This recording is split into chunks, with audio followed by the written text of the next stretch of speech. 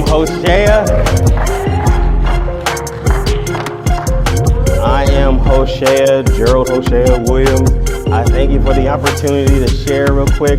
I'm just prepping my uncle, getting him going here.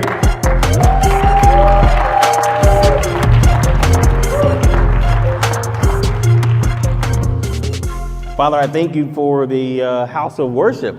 Thank you for the praise that went up. You are definitely worthy. There's none like you in all of heaven and all the earth. I'm excited about your word. I love your word. As we dig into your word, let your revelation come. Hallelujah. Let's do Exodus chapter 33. When you get there, let me know. You there?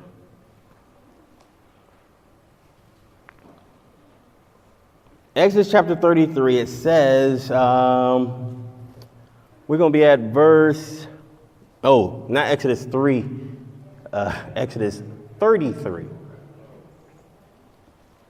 Apologize. Exodus 33. We're picking up a story, and in this story, we see that Moses came through this whole adversity. Okay, and now that he's at this place of adversity, and he's made it through this place of adversity, you kind of got my mic just a little bit too hot. I'm not singing, so you can pull me back just a little bit. Thanks. I will project fire! See, I'll blow your speakers. Give me some room. Give me some room.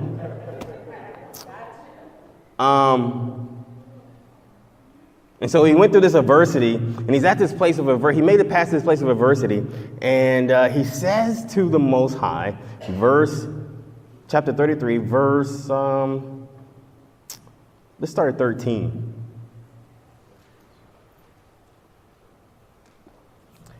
Now, therefore, I pray, if I have found grace in your sight, show me now your way, that I may know that I am, we all together, 33?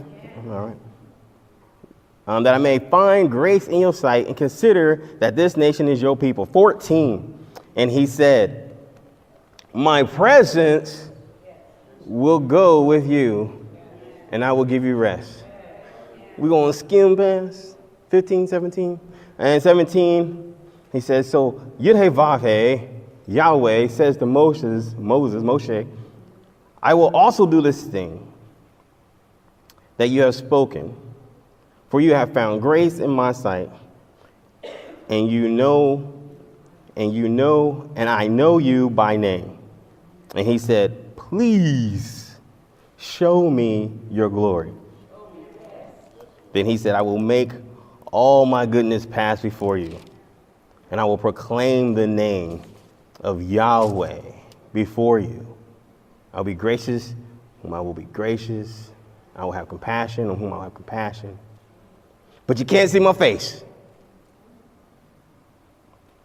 All right? We're kind of familiar with the story. So we're going to zoom on down. Chapter 34, verse 5. It says that Yud-Heh-Vav-Heh descended in the cloud and stood with him there and proclaimed the name of Yud-Heh-Vav-Heh, to proclaim the name of Yahweh. And that's where we're going to pick up the story. I'm going to give you the answer before I even get to the end. The answer is really easy. We need to get back to remembering that we need to talk, speak, and proclaim his goodness. It's really easy, old school prayer. So, let's talk about this.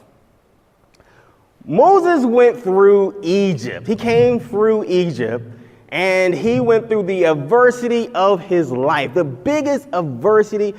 This adversity was so huge that it took a miracle of Yah just to get out of it.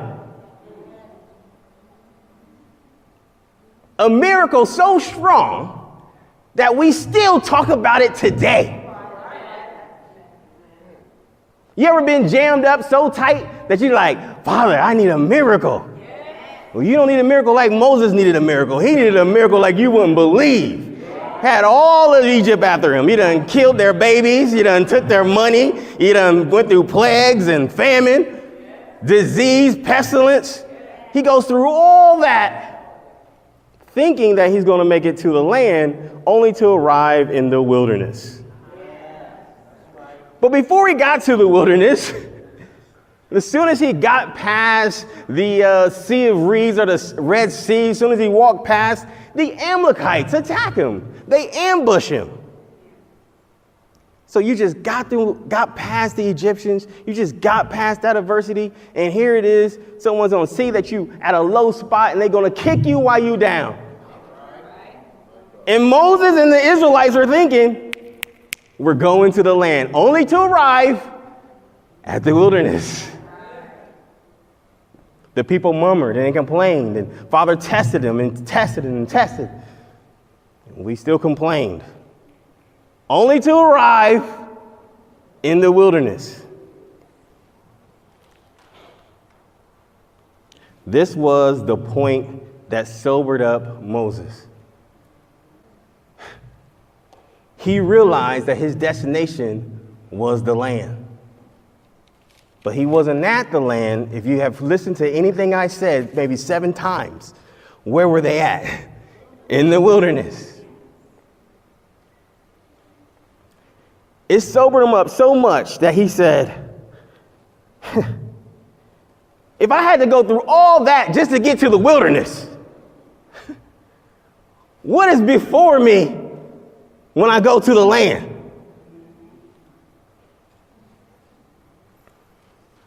I didn't make it to the promised land yet. I'm in the wilderness. Let me put it in today's terms. I didn't make it to that special house, that dream house. I'm in the apartment. I went from my car to the apartment.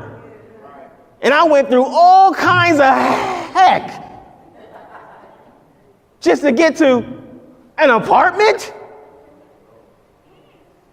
I didn't make it to the nice ride.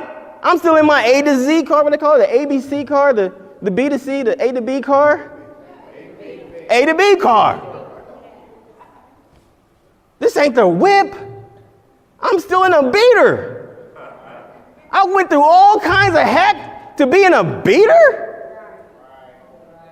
So I have to go through a whole lot more if I'm talking about getting to the land. But guess what? You could count me out if you're not going to go with me. That's what he said. I can't. I mean, wow, I got a whole lot more to go through if I'm talking about getting to the land.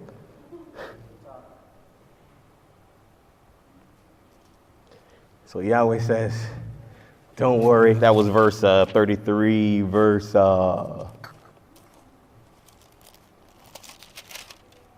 14. He said, don't worry, Moses. I got your back. Moses said, you know what? I hear what you're saying. But I had a lot of friends in my life. They all said they're going to be there with me. They said, I ain't never going to leave you. You my best friend. I can't think of nobody. Man, I just love the ground you. Apostle, you're so good to me, Apostle. I just love you, Apostle. And next week you shut the door and they're gone. You don't see them no more.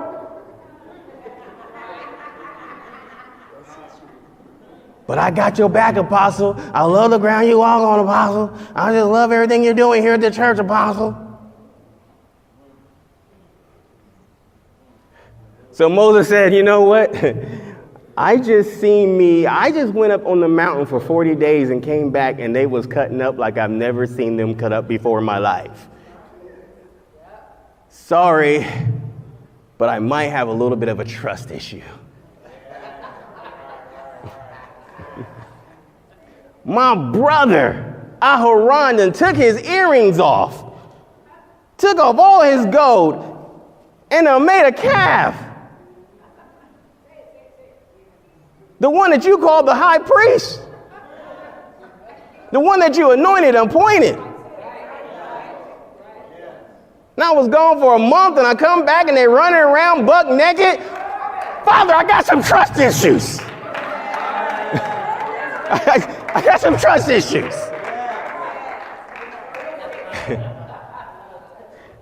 How about you make the pot a little bit sweeter? Do something for me that you've never done for anybody else. Oh, you want me to pinky swear, Moses? No. Keep the pinky swear. I've had that. Let me see your glory.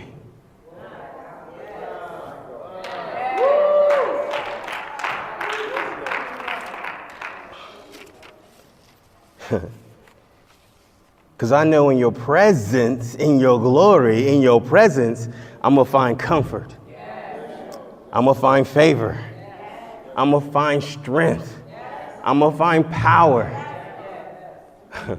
I'm going to find confidence. You ever been in those situations and things are just so tight and you don't know which way to go? You get kind of stuck between a rock and a hard place. And you just say, man, if I could just feel your presence, I just need to know that you're right here with me.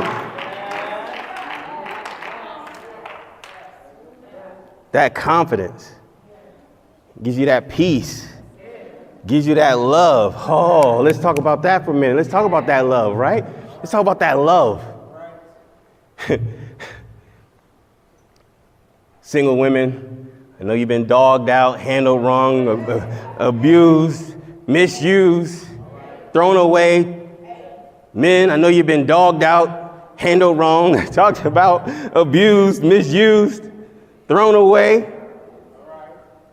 Anybody been here? You don't have to show your hand. Don't show your hand. Just in your heart, just agree with me if you want. Don't have to say it out loud. I know some people, you ever be like, you know what? I'm just done with love. I'm done with it. I can't trust. Come on, calm it down, sister. I'm done with it. Right? I'm done with it. It's nothing but heartache. But then John comes along and be like, you know, the essence of Yahweh is love. So if you give up on love, you're going to give up on Yah. And it's like,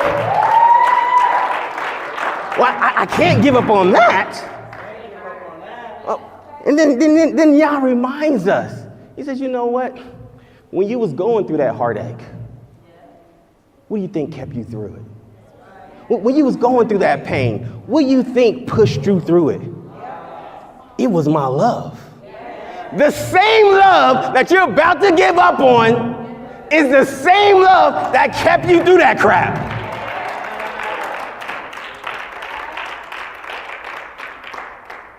That was a sidebar, I apologize. Getting back to the text. The text teaches us a lesson. And this is what I want to grab.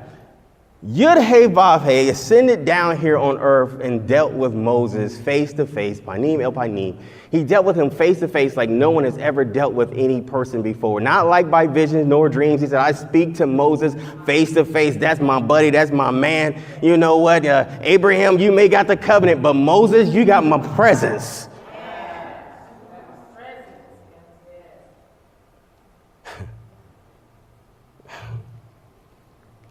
Said, I'm going to come down, I'm going to show you my glory. But he could have showed him his glory by doing anything he wanted to do. But he said, you know, I want to teach you a lesson. The lesson I want to teach you is that you're going to be in hard times in your life. As he was standing in the cleft of a rock. And he said, this is how you're going to invoke my glory. See, Yud-Heh-Vav-Heh, let's look at the text, 34. It says, 34 verse 5. Now Yahweh descended in the cloud and stood with him there and proclaimed. Please tell me, keeping the text in context, who proclaimed? Yud-Heh-Vav-Heh proclaimed. Moses didn't proclaim. Yud-Heh-Vav-Heh proclaimed. He proclaimed his own name. He proclaimed his own goodness. And what was the original question? The original question was, let me see your glory. He said, well, if you want to see my glory, I'm going to have to proclaim my goodness. If Yud-Heh-Vav-Heh has to proclaim his goodness to get his glory to invoked, what do you think you need to do to invoke his glory?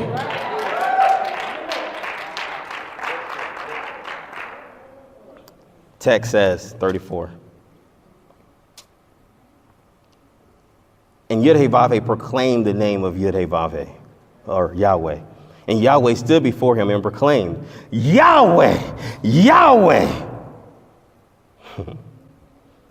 That's like me being up here like, Hoshea, Hoshea. Right? Pastor Jolie, Bishop Jolie. No, he said, Yahweh, Yahweh. Elohim, merciful and gracious. This is him talking about himself. We're talking about self-glorification, guys. Blows my mind. Merciful and gracious, long-suffering, abounding in goodness and truth, keeping mercy for thousands, forgiving the iniquity and transgression and sin, by no means clearing the guilty, visiting the iniquity of the fathers upon the children and the children's children to the third and fourth generation. And his glory showed up.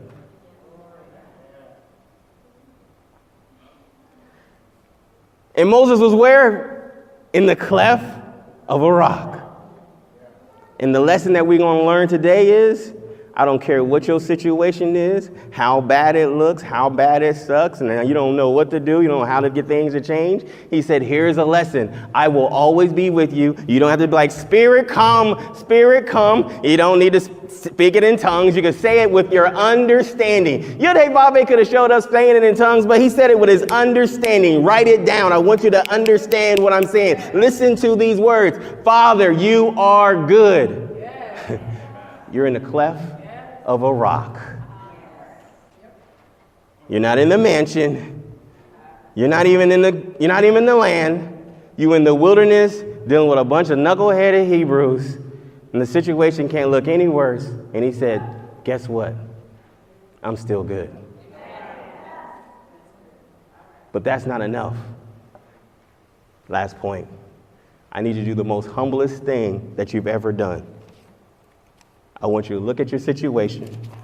Look at those lights being off. Look at that heat not working. Look at that car broken down.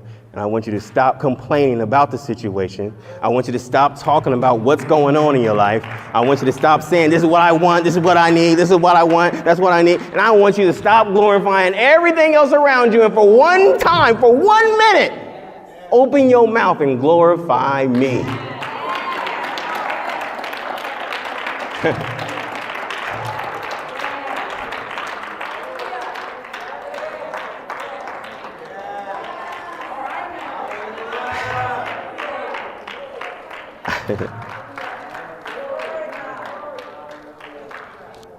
I know you're in a hospital bed. I know you're in a hospital bed. But you say, oh, you're so good. Oh, you're so wonderful. You're so excellent. You have not diminished in power, nor have you diminished in glory. Oh, you are still a healer. You're still on the throne. You're still going to work this situation out. I know it don't look like it's going to make any sense, but I still believe that you are perfect in character. Oh, you're so wonderful. I just need to have your presence.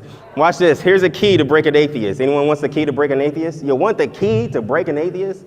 Here's the key to break an atheist. If you truly believe that there is no Elohim, you truly believe that there is no God, here, right? I'm going to write down a piece of paper, write on a piece of paper.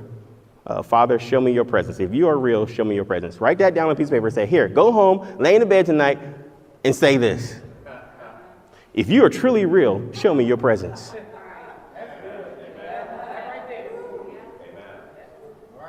Now, I've done it to multiple atheists. I said, did you do what I said? No. Why? Because you have faith and you know that if you did it, it will come true.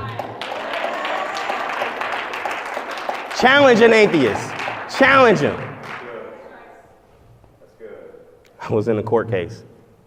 I'm sitting at a table all by myself, representing myself, and I had all these big wig attorneys there. I was like, can we take a bathroom break? Go to the bathroom. I'm in the bathroom. I'm like, what the heck is going on?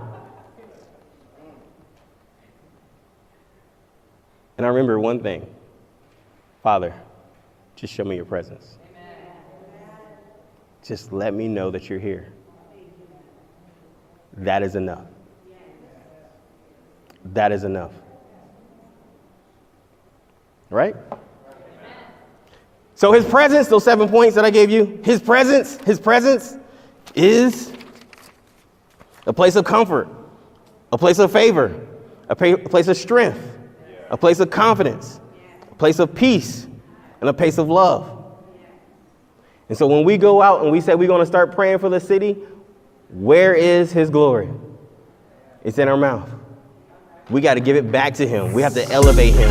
No matter what the situation, he's nowhere. He's not far away. You don't have to be conjured. You don't have to beg him to come down. He's right here. And when he's here, you say, Father, you're good. Hallelujah.